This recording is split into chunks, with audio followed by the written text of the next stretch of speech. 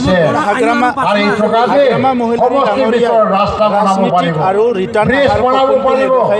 আমাৰ প্ৰমোদ বড়ো ডাঙৰীয়া পঞ্চায়ত বিধানকে দিছে, আজি মই দেখিছোঁ গৰীব পৰিয়ালৰ কিছুমান যুৱকসকলক ছাত্ৰ-ছাত্ৰীসকলক পঢ়া শুনাৰ কাৰণে আৰ্থিক সাহায্য দিছে আৰু আই অঞ্চল বিধানকে দিছে। গতিকে শাক-পাচলি বিক্ৰী কৰি খোৱা মহিলাসকলক 5,000 টকাকৈ অনুদান দিছে।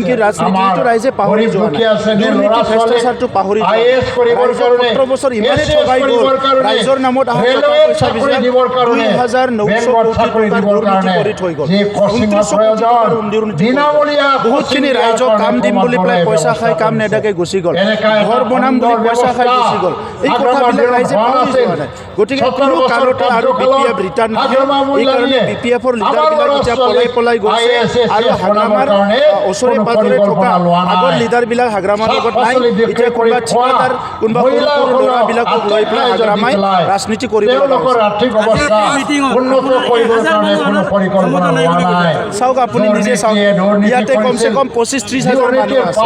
মুখ্যমন্ত্ৰী ডাঙৰীয়া বড়োলেণ্ডলৈ আহিব আৰু 1,000 মানুহ আনিব নোৱাৰিব বা নাহিব। এইটো হাগ্ৰামা কোন দুনিয়াত আছে?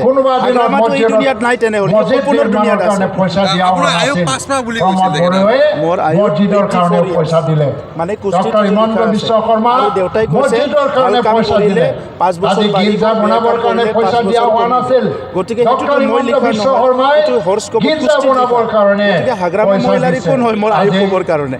মোৰ আয়ুস হৈছে 84 ইয়াৰ্ছ আৰু ভাল কাম কৰিলে 5 বছৰ বাঢ়িব, বেয়া কাম কৰিলে 5 বছৰ কমিব।